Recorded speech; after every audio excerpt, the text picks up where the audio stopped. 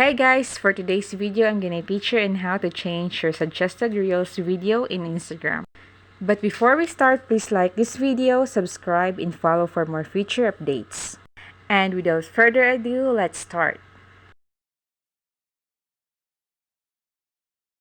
So first, you have to open your Instagram application. Then after that, you have to click this play button icon here. And here you can see suggested Reels video in Instagram. If you like this video, you can just tap the heart button so that you will see more content like this. And if you doesn't like this video, all you need to do is to tap the three dots below and it will give you this option. You just need to click the not interested. And here you can click all of these options, and there is also an undo button.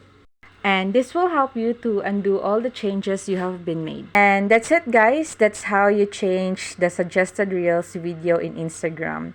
Hope you like this video and see you next time.